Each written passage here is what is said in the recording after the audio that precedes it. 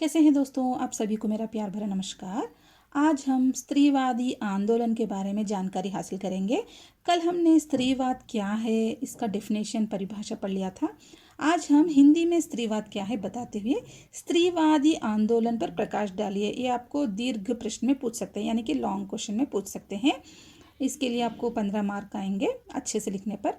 मैं इसका एक्सप्लेन करूँगी और इससे पहले आपको एक बात बताना है। मैं कम्युनिटी में अल्पसंख्यक कौन है, आदिवासी की विशेषताएं, दलित कौन है, इस तरह के शॉर्ट आंसर्स, क्योंकि आपको शॉर्ट आंसर्स भी पूछ रहे हैं ना, इसलिए शॉर्ट आंसर्स में आपको कम्युनिटी में पोस्ट कर, क्योंकि मुझे हर क्वेश्चन का हर आंसर का वीडियो बनाने के लिए टाइम नहीं मिल रहा है।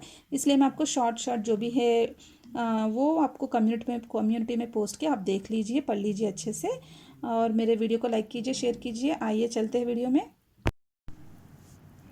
स्त्रीवादी एक ऐसा सामाजिक और राजनीतिक आंदोलन है जो समाज में पुरुषवादी संरचना को समाप्त कर स्त्री पुरुष भेद रहित समाज रचना की वकालत करता है, जिससे स्त्रियों को भी पुरुषों के बराबर अपनी उन्नति का अवसर मिल सके। स्त्रीवादी आंदोलन दो तरह के हैं, एक विश्व स्तर पर स्त्रीवादी आंदोलन और दूसरा भारतीय स्त्रीवादी आंदोलन। स्त्रीवादी आंदोलन का सामाजिक राजनीतिक आंदोलन है ये, यानी कि समाज में पुरुषवादी संरचना को समाप्त करना, यानी कि उनका ही अधिकार नहीं है, हमारा भी एक है, यानी कि स्त्रियों का भी एक है, स्त्री पुरुष दोनों समान है। भेद रहित समाज, यानी कि दोनों में भेद नहीं है, दोनों समान है। तो इस समाज रचना की वकालत करता है स्त्रीवाद, तो जिससे स्त्रियों को भी पुरुषों के बराबर अपनी उन्नति का अवसर मिल सके, मतलब उनको भी चांस मिल सके उन्नति करने का, बराबरी मिल सके। तो इस तरह ये हमें आंदोलन करके ही लाना है, क्योंकि इस तरह समाज में हम बदलाव नहीं ला सकते। समाज में बदलाव लाना इतना आसान नहीं है, कुछ तो आंदोलन तो करना ही पड़ेगा, है ना। स्वतंत्रता आंदोलन कितने कितने साल करने के बाद हमें स्वतंत्रता प्राप्ति हुई, तो कभी कभी हमें प्रोटेस्ट की भी ज़रूरत है। तो इसी तरह स्त्रियों की जो स्वतंत्रता के लिए, उनको समान रूप से देखने के लिए ये आंदोलन शुरू हुआ। विश्व स्तर पर स्त्रीवादी आंदोलन, तो विश्व स्तर पर यानी कि पूरे वर्ल्ड में स्त्रीवादी आंदोलन कब शुरू हुआ, किसने शुरू की, ये कहाँ से आई, इसका ये आंदोलन की शुरुआत कहाँ से हुई, ये सब इसमें है। तो आइए देखते हैं। स्त्री मुक्ति चेतना और स्त्री मुक्ति आंदोलन के इतिहास की शुरुआत ब्रिटेन और अमेरिका में हुई। वहाँ पर अबिगेल एडम्स और मर्सी वार्न के नेतृत्व में मताधिकार और संपत्ति के अधिकार के लिए स्त्री आंदोलन 18वीं शती में लड़ा गया। तो देखिए, पहले तो स्त्रियों को वोट डालने नहीं देते थे। मतदान, आपको पता है ना, मतदान यानी कि वोट देना, मताधिकार यानी कि राइट ऑफ वोट, यानी कि पहले स्त्रियों को वोट नहीं डालने देते थे। तो उसके लिए स्त्रियों को भी वोट डालने के लिए, मतदान देने के लिए लड़ा गया। और संपत्ति के अधिकार, संपत्ति यानी कि प्रॉपर्टी राइट, तो पहले स्त्रियों को प्रॉपर्टी राइट कुछ भी नहीं था। तो आंदोलन स्त्री मुक्ति चेतना और स्त्री मुक्ति आंदोलन के इतिहास की शुरुआत ब्रिटेन और अमेरिका में हुई। वहाँ पर एबिगेल एडम्स और मर्सी वारेन के नेतृत्व में ये वोट डालने के लिए और संपत्ति प्रॉपर्टी राइट के लिए स्त्री आंदोलन 18वीं शताब्दी में लड़ा गया। तो सन 1792 यानी कि 1792 में फ्रांसीसी क्रांति के महिला मुक्ति आंदोलन से प्रभावित होकर सन 1857 में संयुक्त राज्य अमेरिका में, यूनाइटेड नेशंस ऑफ अमेरिका में महिला और पुरुषों के समान वेतन को लेकर हड़ताल हुई थी। तो यहाँ पर देखिए, पहले तो पुरुषों और स्त्रियों को समान वेतन नहीं था, तो उसके लिए भी हड़ताल हुई थी 1857 में यूनाइटेड नेशंस में। वहाँ पर महिला और पुरुषों के समान वेतन के लिए हड़ताल की गई। इसी दिन के बाद अंतर्राष्ट्रीय महिला दिवस के रूप में मनाया गया। यानी कि ये सब आंदोलन के बाद, ये मतदान के लिए, मताधिकार के लिए और संपत्ति के अधिकार प्रॉपर्टी राइट के लिए ये स्त्री आंदोलन सब होने के बाद, समान वेतन की हड़ताल करने के बाद, तब से लेकर अभी तक अंतर्राष्ट्रीय महिला दिवस मनाया जा रहा है। इसके बाद सन 1948 में कुछ सामाजिक कार्यकर्ता महिलाओं ने, एलिजाबेथ कैंडी स्टैंटन और लुक्रिसिया कैलिनमोर ने एक सम्मेलन में यह निर्णय लिया कि स्त्री को संपूर्ण और बराबरी के कानून अधिकार दिए जाए।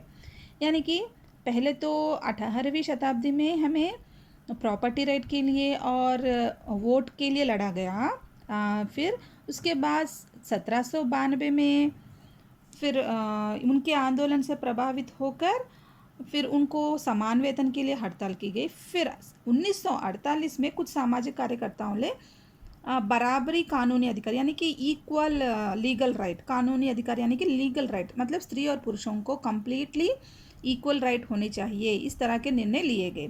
असली सफलता इन्हें 1920 में मिली, लेकिन इनको इतने हड़ताल इतने आंदोलन करने के बावजूद भी साथ ही इनको सफलता नहीं मिली। इतने साल मेहनत करने के बाद इनको 1920 में इनको सफलता मिली, जब अमेरिका ने स्त्रियों को वोट डालने का अधिकार मिला। 1920 में इनको महिलाओं के लिए वोट का अधिकार मिला, वोट डालने का अधिकार मिला। सन 1951 में संयुक्त राष्ट्र की महासभा में भारी बहुमत से महिलाओं के राजनीतिक अधिकारों का नियम पारित किया। तो इन्हें 1951 यानी कि 1951 में महिलाओं को पॉलिटिकल राइट्स के अधिकार भी यानी कि इक्वल पॉलिटिकल राइट्स देने के अधिकार भी उनके यहाँ पर नियम पारित किया गया, यानी कि वहाँ पर रूल भी बनाया गया। अंतर्राष्ट्रीय स्तर पर नारी मुक्ति के आंदोलन का प्रारंभ तभी से माना जाता है, यानी कि ये सब पॉलिटिकल राइट्स आने के बाद ही हमें अंतर्राष्ट्रीय स्तर पर नारी मुक्ति का आंदोलन का प्रारंभ माना जाता है। लेकिन आधुनिक नारीवाद यानी कि मॉडर्न फेमिनिज्म का विकास, इसका पहला पत्थर यानी कि पहला मील का पत्थर यानी कि पहला फाउंडेशन होता है सन 1946 में प्रकाशित जो सिमोन द बोवा की कृति, इनकी जो भी कृति है, किताब है, ये द सेकेंड सेक्स को माना जाता है। भारतीय स्त्रीवादी आंदोलन, हमने अभी तक विश्व स्तर पर स्त्रीवादी आंदोलन ये कब कहाँ पर इसकी शुरुआत हुई ये सब पढ़ लिया था हमने। अभी हम भारतीय स्त्रीवादी आंदोलन यानी कि हमारे भारत में ये स्त्रीवादी आंदोलन कब शुरू हुआ, ये किसके लिए यानी कि इस यहाँ पर आंदोलन किसके लिए हुआ, इसके बारे में जानकारी हासिल करेंगे। भारत में नारीवाद भारतीय महिलाओं के लिए समान राजनीतिक, आर्थिक और सामाजिक अधिकारों को स्थापित करने के लिए आरंभ किया गया आंदोलन है। यानी कि यहाँ पर equal political rights and equal financial, जैसे कि आर्थिक हमने की प्रॉपर्टी के बारे में और सामाजिक सोशल राइट्स के बारे में, इक्वल राइट्स के बारे में यहाँ पर आरंभ हुआ है इसका आंदोलन। विश्व में जो नारीवाद आंदोलन हुए वैसे ही भारत में नारीवाद लैंगिक समानता, समान रोजगार और आत्मनिर्भरता, स्वास्थ्य और शिक्षा के लिए समान अधिकार, राजनीतिक अधिकार की मांग की नारीवाद का मुख्य उद्देश्य है। यहाँ पर जैसे कि यहाँ पे भी समान रोजगार, दोनों को समान रूप से रोजगार देना, उन पर आत्मनिर्भरता मतलब उनके पैरों पर वो उनको खड़ा करने के लिए हमें चांस देना है, स्वास्थ्य हेल्थ के लिए और शिक्षा एजुकेशन के लिए समान अधिकार, यानी कि सभी को राइट ऑफ एजुकेशन है, तो इक्वल राइट ऑफ एजुकेशन के लिए और पॉलिटिकल राइट्स के लिए, राजनीतिक अधिकार के लिए मांग की यहाँ पर नारीवाद का आंदोलन शुरू हुआ। मतलब यहाँ पर मुख्य उद्देश्य ये सब है। भारत में 20वीं शताब्दी से स्वातंत्र्य की चेतना प्रारंभ हुआ। वहाँ पर हमें तो अमेरिका में, ब्रिटेन में 18वीं शताब्दी में ही लड़ा गया, लेकिन हमें भारत में 20वीं शताब्दी से स्वातंत्र्य की चेतना प्रारंभ हुआ, जिसके बीज 19वीं सदी के अंत में दिखाई देते हैं। 20वीं सदी में महिलाओं के संगठित आंदोलन पर दिशा हो रहे थे, जिनका लक्ष्य समाज और परिवार में नारी को आत्मनिर्भर बनाना था। यानी कि भारत में जो स्त्रीवादी आंदोलन का आरंभ नव जागरण से शुरू होता है। 20वीं शताब्दी में स्त्री स्वातंत्र्य की चेतना का प्रारंभ, इसके स्त्री स्वातंत्र्य का चेतना का प्रारंभ हुआ, जिसके बीज 19वीं सदी के अंत में दिखाई देते हैं। यानी कि हमें ब्रिटेन और अमेरिका में 18वीं शताब्दी में शुरू हुआ, लेकिन यहाँ पर 20वीं शताब्दी से शुरू होते हैं स्त्री स्वातंत्र्य की चेतना। और 20वीं सदी में महिलाओं को संगठित आंदोलन पर हर दिशा में हो रहे थे, यानी कि हर जगह पर महिलाओं को संगठित एकत्र करके आंदोलन शुरू करने के जो भी बीज दिखाई देते थे, हो रहे थे, जिसका लक्ष्य समाज और परिवार में नारी को आत्मनिर्भर बनाना था। एक्चुअली ये आंदोलन सभी का मुख्य उद्देश्य और लक्ष्य क्या है, समाज में यानी कि सोसाइटी में और फैमिली में, परिवार में नारी को आत्मनिर्भर बनाना था, यानी कि इंडिपेंडेंट बनाना था, किसी पर निर्भर नहीं होना, वो खुद के पैरों पर खड़े होने के लिए लड़ा जाता था। भारत में नारीवाद के इतिहास को 3 भागों में बांटा गया है।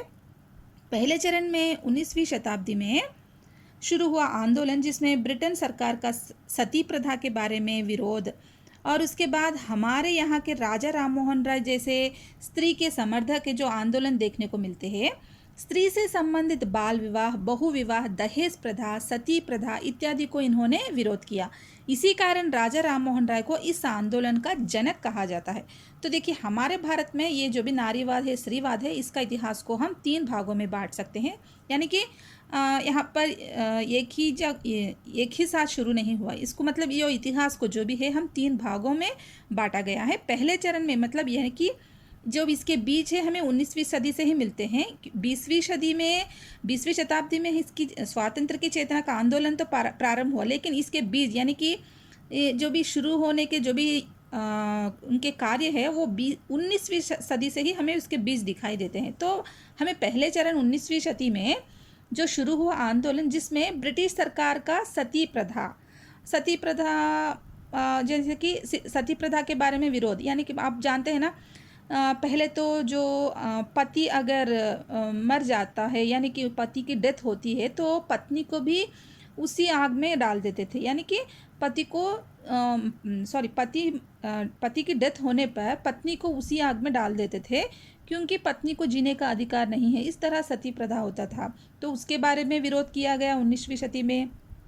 और उसके बाद हमारे यहाँ के राजा राम मोहन राय, जो ये भी हमारे राजा राम मोहन राय, इनको जैसे कि स्त्रीवादी आंदोलन का जनक कहा जाता है। इन्होंने स्त्री के समर्थन का आंदोलन देखने को मिलता है। इन्होंने स्त्री से संबंधित बाल विवाह पहले बहुत बचपन में ही 8-9-10 साल में ही पहले शादी कर देते थे लड़कियों को, तो इसका विरोध किया राजा राम मोहन राय ने। फिर बहु विवाह और दहेज प्रथा, डाउरी सिस्टम, सती प्रथा इत्यादि को इन्होंने विरोध किया। राजा राम मोहन राय ने ये सभी चीज़ों का विरोध किया। इसी कारण इनको राजा राम मोहन राय को इस आंदोलन का, स्त्रीवादी आंदोलन का जनक कहा जाता है। उसके बाद महात्मा ज्योतिबा फुले और सावित्रीबाई दंपति ने भी भारत में स्त्री शिक्षा एवं स्त्री जागृति का कार्य किया। भारतीय स्त्री शिक्षा के उद्धारक के रूप में इस दंपति को माना जाता है, और जिन्होंने सवर्ण स्त्रियों से लेकर दलित निम्न जाति की स्त्रियों तक अधिकार दिलवाने के लिए काम किया।